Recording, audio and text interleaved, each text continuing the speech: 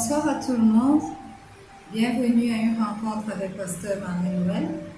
Bienvenue à ce rendez-vous devenu hebdomadaire. Je crois que le Seigneur a été bon pour chacun d'entre nous. Et d'entrée de jeu, nous allons élever le roi des rois. Seigneur, mon Dieu, mon roi, nous voulons te dire merci pour une autre opportunité de se rencontrer sur ces différentes plateformes. Éternel, mon Dieu, mon roi, merci parce que tu as veillé sur chacun de nous. Merci parce que tu règnes sur ce monde. Il n'y a point de Dieu comme toi. Toi seul est Dieu. Toi seul est digne d'être élevé. Toi seul est digne d'être exalté. Toi seul est digne d'être glorifié. Alors, ce soir, durant cette rencontre, nous t'invitons, cher Saint-Esprit, viens et prends le total contrôle de ce moment, de cette rencontre. Que l'esprit, que la chair que tu utilises ce soir pour rendre ministère se taise et que l'esprit dans cette chair s'élève pour rendre ministère au nom puissant de Jésus. Parle à tes enfants connectés ce soir, parle à tous ceux qui écoutent cette exhortation en replay au nom puissant de Jésus. Amen. Bien-aimés, une fois de plus, bienvenue à cette rencontre. Et depuis 4 semaines aujourd'hui, nous parlons du sang de Jésus. Et comme je l'ai annoncé la semaine passée, nous sommes arrivés cette semaine à la clôture de cette série. Alléluia. Et pour clôturer, nous allons parler de la relation qui existe entre le sang de Jésus et le Saint-Esprit. Nous allons voir comment le sang reçoit son pouvoir du Saint-Esprit. Nous allons voir comment les œuvres du Saint-Esprit suivent les œuvres du sang. Nous allons voir comment l'Esprit et le sang travaillent ensemble pour accomplir les mêmes choses. Alléluia. C'est avec ce sujet que nous allons clôturer cette série. N'oublions pas, ou alors rappelons-nous que Jésus, le Fils de Dieu, quand il partait, a dit qu'il vaut mieux pour moi que je parte afin de vous envoyer le Saint-Esprit. Alléluia. Et c'est de ce Saint-Esprit qui sera question ce soir. Alors, quelle est la relation entre le Saint-Esprit et Jésus dans l'œuvre et le sang? Comment est-ce que le Saint-Esprit et le sang travaillent ensemble pour accomplir les œuvres du Père? Amen. Alors, nous allons ouvrir nos Bibles ce soir dans le livre d'Hébreux. Nous allons lire le chapitre 9, le chapitre 9 et le verset 14. Il est écrit: combien plus le sang de Christ, qui par un esprit éternel s'est offert lui-même sans tache à Dieu, purifiera-t-il votre conscience des œuvres mortes, afin que vous serviez le Dieu vivant? Alléluia. Bien-aimés, d'entrée de jeu, j'aimerais vous dire que le sang de Jésus reçoit son pouvoir du Saint-Esprit. Pourquoi est-ce que Pasteur Marie-Noël le dit? Parce que le Saint-Esprit est divin. Alléluia. Et parce que le Saint-Esprit est divin, nous savons que le Saint-Esprit est Dieu. Il est cet esprit éternel qui ne périt pas, qui ne périra jamais. Tout ce en quoi le Saint-Esprit est impliqué est éternel et divin. C'est pourquoi le sang de Jésus-Christ a été offert par un esprit éternel, par un esprit divin. Et grâce à l'association du sang de Jésus avec le Saint-Esprit, le sang de Jésus devient une chose éternelle et divine. Alléluia. Et ce soir, nous allons voir trois façons par lesquelles le Saint-Esprit travaille à travers le sang de Jésus. Alléluia. Amen. Donc, le premier point, c'est que le Saint-Esprit donne une valeur divine au sang de Jésus. Le sang de Jésus reçoit une valeur divine en étant associé au Saint-Esprit. Le sang de Jésus fonctionne à travers le Saint-Esprit. C'est pourquoi l'effet du sang est divin. Alléluia. Le sang de Jésus n'est plus simplement une substance qui coule de son corps, qui coule de sa chair, comme le serait, notre propre sang. Non, à cause de l'association de ce sang et du Saint-Esprit, il devient divin. Alléluia. Et il devient divin pour faire quoi? Pour guérir. Il devient divin pour sauver des vies. Il devient divin pour réaliser des choses surnaturelles. Amen. Le passage qu'on vient de lire dit « Combien plus le sang de Christ, qui par un esprit éternel s'est offert lui-même sans tache à Dieu. » Ce qui signifie que quoi? Ce qui signifie que le sang de Jésus devient éternel parce qu'il a été offert par un esprit éternel. Amen. Alléluia.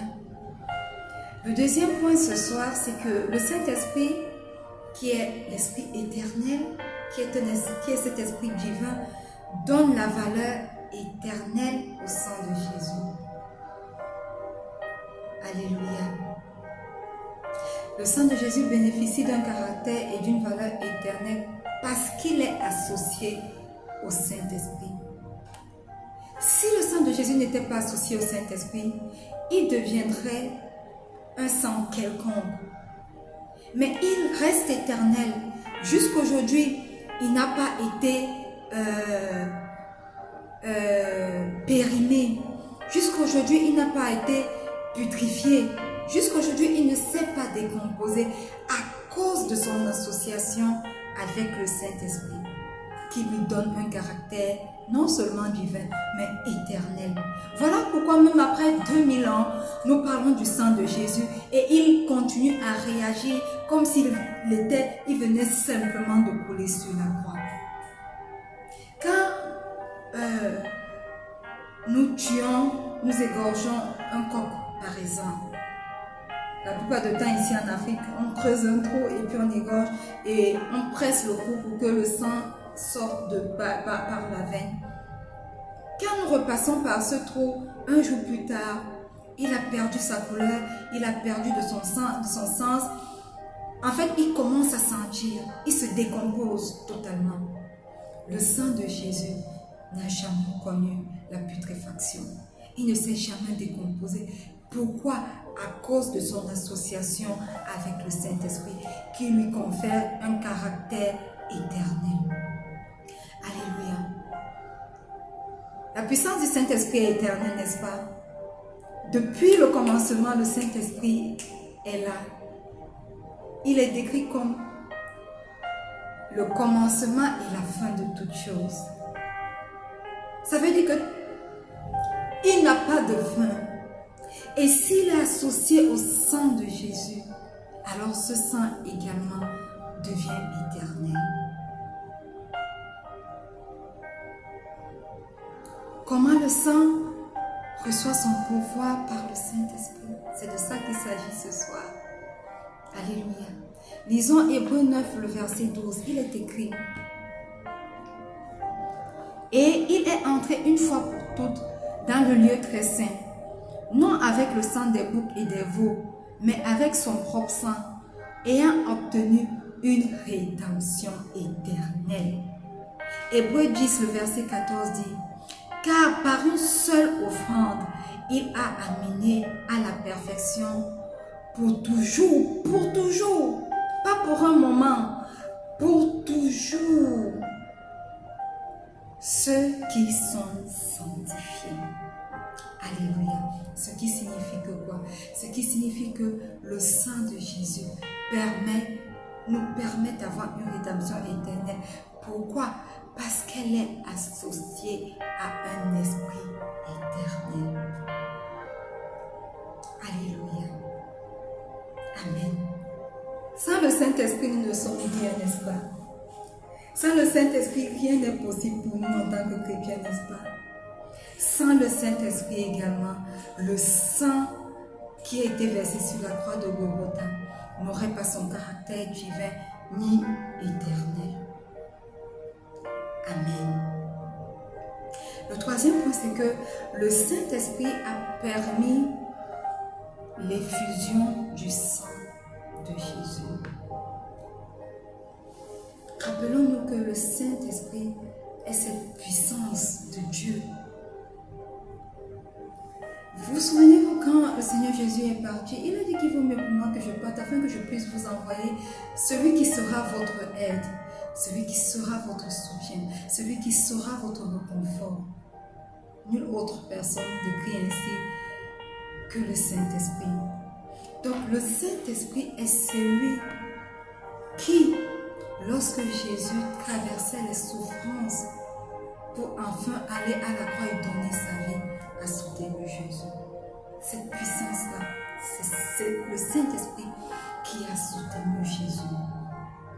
Humainement parlant, il était impossible à Jésus parce qu'il était cher d'endurer ses souffrances, n'est-ce pas? Humainement parlant, ce n'était pas possible.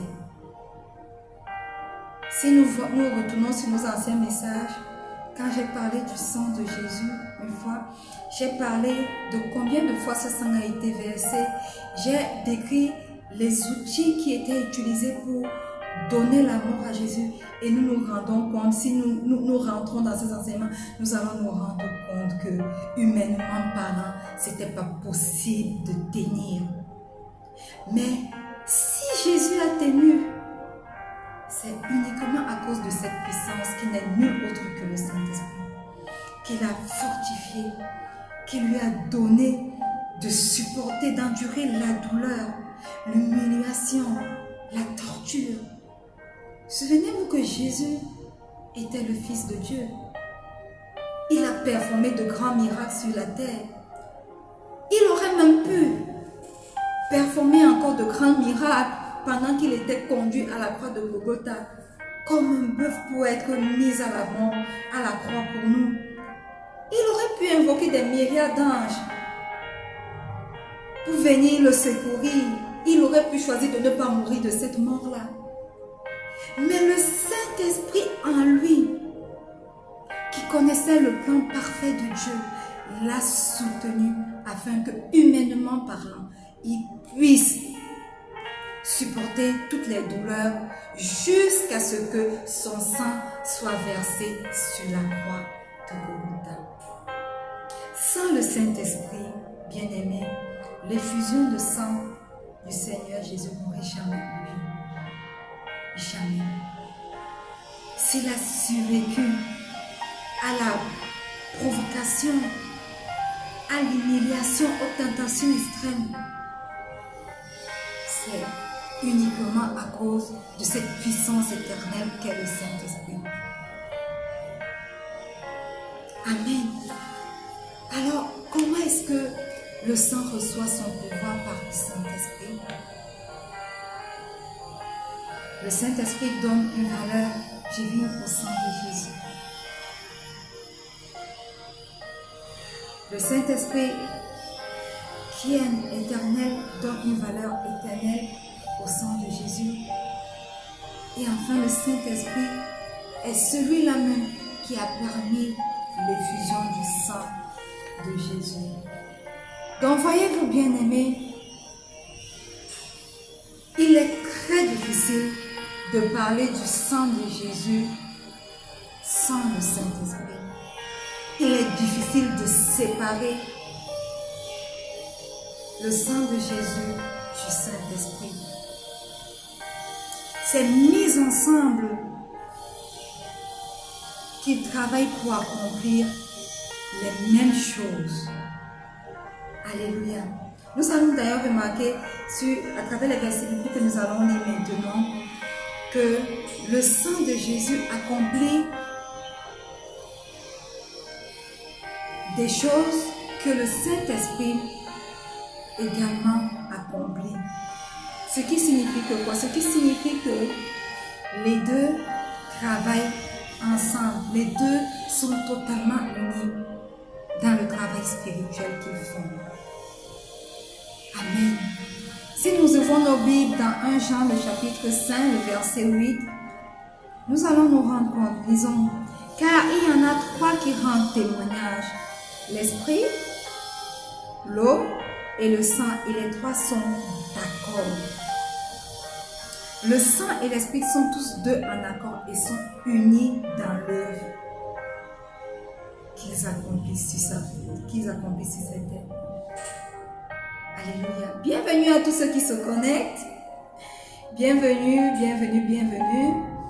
N'hésitez pas à laisser vos intentions de prière. N'hésitez pas à partager. N'hésitez pas à inviter quelqu'un à écouter cette exhortation ce soir. C'est très important.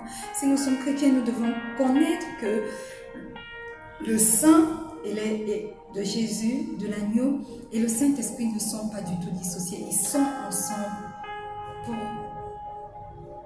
mener l'œuvre de Dieu. Alléluia.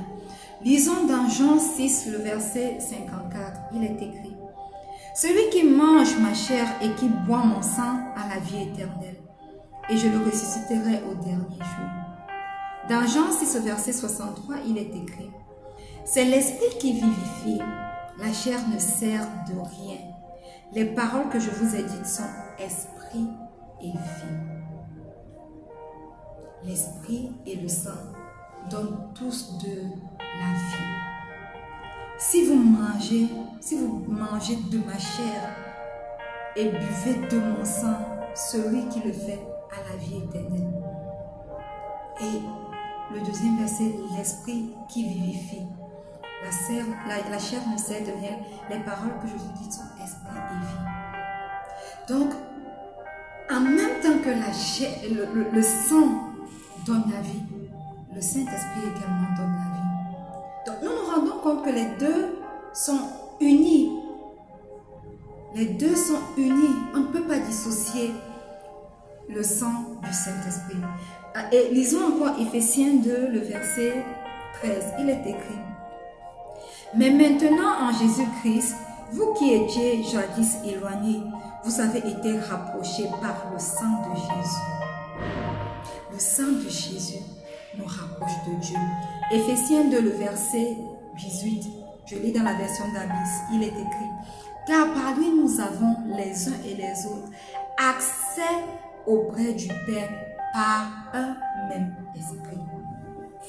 De même que le sang de Jésus nous donne accès au Père, nous l'avons, c'était l'objet de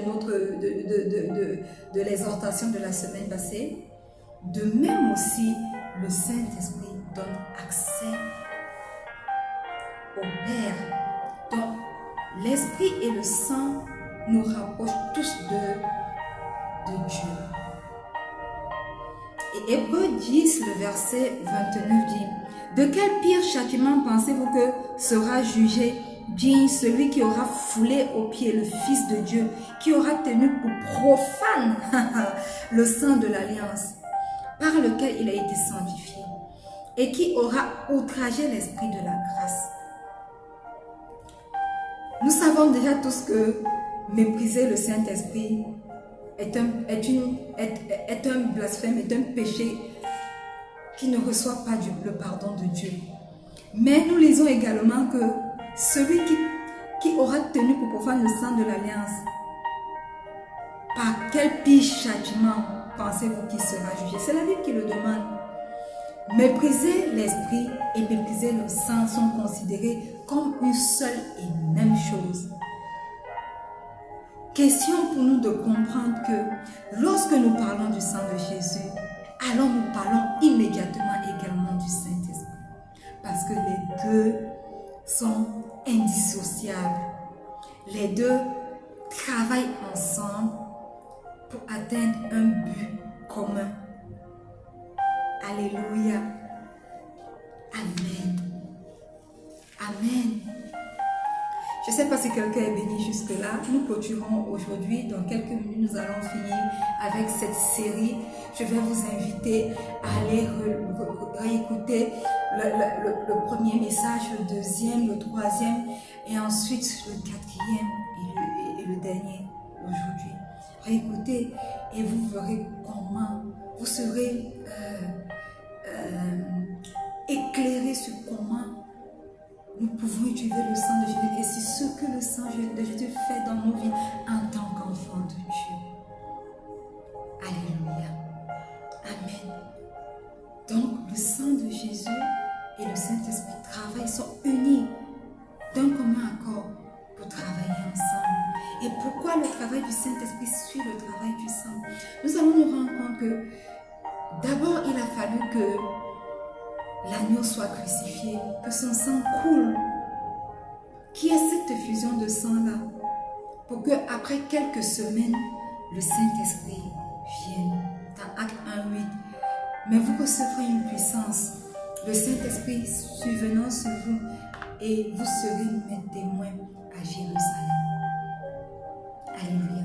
D'abord le sang, puis ensuite l'Esprit. Amen. Alléluia. Jean 7:39 dit, il dit cela de l'Esprit que devaient recevoir ceux qui croiraient en lui, car l'Esprit n'était pas encore, parce que Jésus n'avait pas encore été glorifié. Alléluia. Le Seigneur a pu nous baptiser avec l'Esprit seulement après avoir versé son sang. Même les disciples qui ont vécu et travaillé étroitement avec lui sur cette terre, même pour eux, il n'a pas pu leur offrir le Saint-Esprit. Il fallait pour cela qu'il soit d'abord glorifié à travers sa mort, à travers cette effusion de sang, et qu'ensuite suive le Saint-Esprit. Sans effusion de sang, il n'y a pas de baptême du Saint-Esprit. Voyez-vous combien le sang et le Saint-Esprit sont unis pour travailler dans nos vies, pour atteindre le but de Dieu sur cette terre. Alléluia. Les prêtres de l'Ancien Testament ont été oints d'huile seulement après avoir reçu l'onction du sang. Si nous avons un peu de temps, ouvrons nos Bibles dans Lévitique 14, lisez du verset 25 au verset 26. Pour être oint, et l'huile, l'onction, était le symbole du Saint-Esprit. Donc, en d'autres termes, pour être baptisé du Saint-Esprit dans l'Ancien Testament, il fallait d'abord être sanctifié par le sang. Donc, jamais le Saint-Esprit sans l'effusion du sang. L'effusion du sang d'abord et ensuite le Saint-Esprit. Amen. Si nous ouvrons nos livres dans Jean 1, le verset 29, il est écrit: il a proclamé que Jésus est celui qui pouvait ôter les péchés par son sang et baptiser par l'Esprit Saint. Voilà l'agneau de Dieu qui ôte le péché du monde. Dans Jean 1, le verset 33, c'est celui qui baptise du Saint-Esprit. Jean-Baptiste lui-même disait de Jésus qu'il faisait deux choses principales. Il a proclamé que Jésus est celui qui pouvait ôter les péchés du monde. À travers quoi? À travers son sang, à travers l'effusion de son sang. Et ensuite, que Jésus était encore celui-là seul qui pouvait baptiser par le Saint-Esprit. D'abord, ôter le péché à travers l'effusion de sang, ensuite baptiser par le Saint-Esprit. Donc, le Saint-Esprit suit le travail du sang. Et tous deux sont d'un commun accord. Le dernier verset que nous allons lire, Apocalypse 5, le verset 6, il est écrit: et je vis au milieu du trône et des quatre êtres vivants et au milieu des vieillards un agneau qui était là comme immolé. Il avait 7 cornes et 7 yeux, qui sont les 7 esprits de Dieu envoyés par toute la terre. Alléluia. Le sang et l'esprit émanent tous de l'agneau de Dieu et du trône. Alléluia. Au milieu du trône et des 4 êtres vivants et au milieu des vieillards, un agneau qui était là comme immolé. Il avait 7 cornes et 7 yeux qui sont les 7 esprits de Dieu envoyés sur la terre. Les 7 esprits de Dieu sont envoyés depuis le trône sur lequel se trouve quoi? L'agneau qui a été quoi? Immolé. L'Esprit de Dieu se répand directement de l'agneau. Pourquoi? Parce que cet agneau a versé son sang. Donc le sang et l'Esprit émanent tous de l'agneau de Dieu sur le trône. Et comme d'habitude, d'abord le sang et ensuite le Saint-Esprit.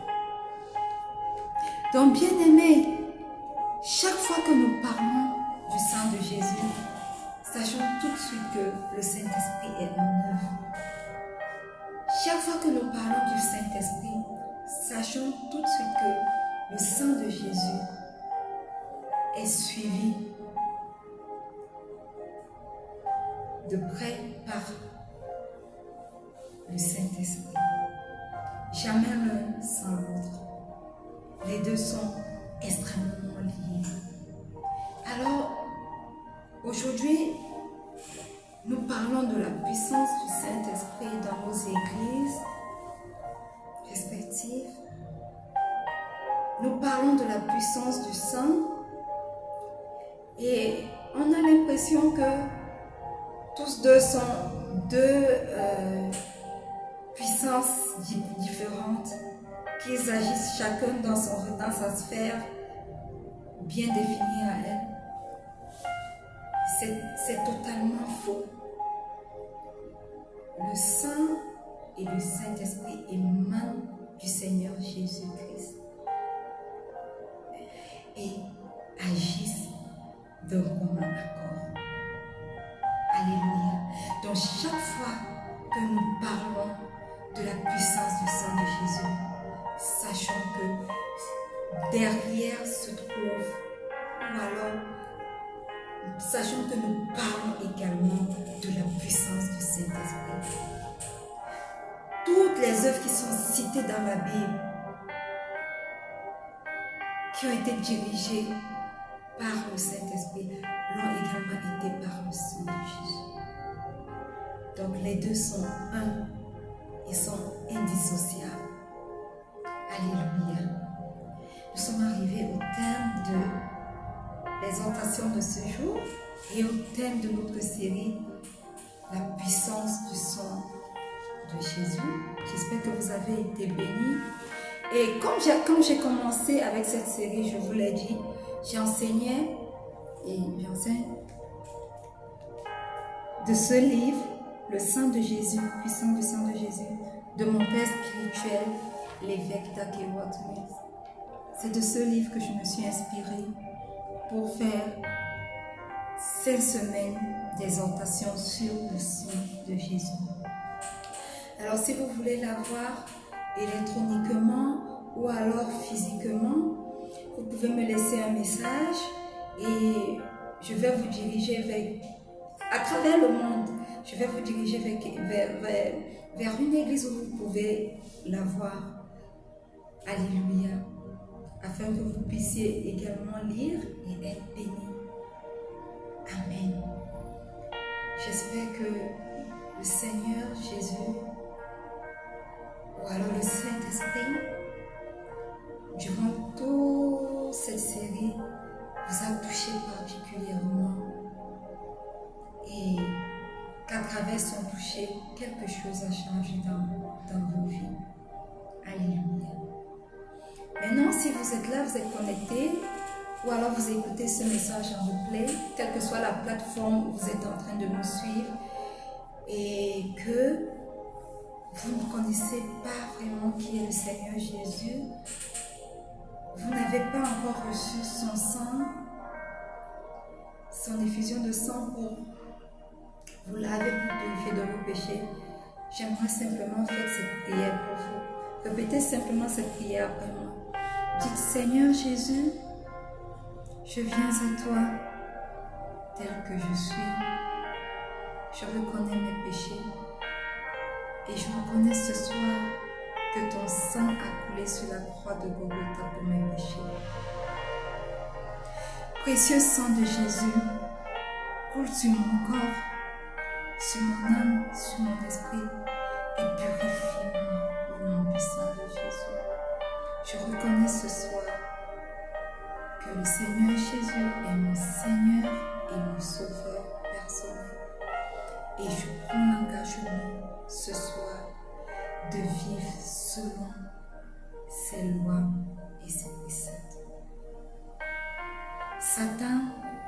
écoute-moi bien. Je ne t'appartiens plus. J'appartiens à Jésus. Seigneur Jésus, écris mon nom dans le livre de vie, afin qu'un jour, je sois au paradis avec toi. Amen. Bien-aimé, si tu as fait cette prière, sache que tu es né de nouveau. Alléluia. Amen. Si vous n'avez pas pu suivre ce message ce soir, cette exhortation ce soir, ne vous inquiétez pas si vous êtes arrivé à la fin ou alors vous avez l'opportunité de revoir cette exhortation en replay sur toutes nos différentes plateformes, c'est-à-dire sur le profil Facebook où vous me suivez présentement, sur Somunga Marie-Noël, la page YouTube où vous me suivez présentement, sur Somunga Marie-Noël, sur Twitter, à Somunga Marie-Noël, sur Instagram, à Somunga Marie-Noël, et sur la page Facebook Rencontre avec Pasteur Marie-Noël. Il y a une rediffusion du message, du direct de vendredi, chaque lundi et chaque jeudi à 19h UTC, 19h00 UTC +1. Alléluia. Donc, si vous n'avez pas pu, vous êtes arrivé, vous avez trouvé le train en marche, vous pouvez vous reconnecter le lundi ou alors le jeudi. Amen. Et aussi, si vous ne vous connectez pas, en fait, vous ne réussissez pas, vous allez retrouver tous ces messages sur notre page YouTube et sur la page Rencontre avec Pasteur Marie-Noël sur Facebook. Tous les messages ils sont archivés, toutes les exhortations. Donc ne vous en faites pas, vous pouvez réécouter. Et c'est toujours bien de réécouter. Amen. Alléluia. Donc, nous allons nous séparer. Mais avant cela, j'aimerais prier pour vous et étendez vos mains. Seigneur Jésus, je te rends grâce parce que ce soir nous clôturons sur cette puissante série sur le sang de Jésus. Merci pour ce que tu nous as enseigné du sang de Jésus durant toutes ces 4 dernières semaines. Merci parce qu'aujourd'hui nous comprenons que le sang et le Saint-Esprit travaillent encore pour l'œuvre du Père. Merci pour les révélations que nous avons eues durant toute cette série. Nous prions afin que nous puissions également les mettre en pratique dans nos vies spirituelles et que nous puissions grandir spirituellement. Nous prions ce soir afin que le travail, l'œuvre du sang et l'œuvre du Saint-Esprit soient manifestes sur nos vies au nom puissant de Jésus. Que l'œuvre du sang et du Saint-Esprit se manifeste dans nos ministères, se manifeste dans chaque aspect de nos vies, dans nos lieux de service, dans nos travails, dans nos foyers, et apporte la puissance du Christ ressuscité au nom puissant de Jésus. Que la puissance du Christ ressuscité ressuscite tout ce qui était mort dans différents aspects, de toutes les personnes qui sont connectées ce soir ou de toutes les personnes qui écoutent ce message en replay au nom puissant de Jésus. Je scelle cette prière dans le précieux sang de Jésus et je déclare que les réponses pour chaque personne connectée sont également scellées dans le précieux sang de Jésus au nom puissant de Jésus. Amen. Bien-aimés, nous sommes arrivés à la fin de cette série et de l'exhortation de ce soir. Nous allons nous quitter, mais avant, n'oubliez pas, important de communier, avoir une communion fraternelle dans les différentes églises auxquelles nous appartenons. Et si nous n'allons pas dans une église, écrivez-moi. Quel que soit le pays, je peux vous diriger dans une église où vous pouvez communier. Alléluia. Amen.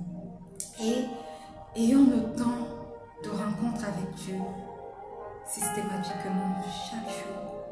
Ayons le temps de méditation de la parole. Ayons un temps où nous ouvrons la Bible, nous nourrissons notre être spirituel qui a soif de grandir spirituellement à travers la parole de Dieu. Et passons du temps à parler à notre Père à travers la prière. Amen. Je reste et je demeure votre âme servante, Pasteur Marie-Noël. N'hésitez pas à partager, n'hésitez pas à laisser vos intentions de prière. Si vous avez des questions, des choses que vous ne comprenez pas, n'hésitez pas à laisser écrire. Et je me ferai un plaisir de vous apporter des réponses par l'aide du Saint-Esprit. Je vous aime tous. Rendez-vous pour la semaine prochaine dès qu'il sera 19h sur toutes les différentes plateformes. Amen. Shalom.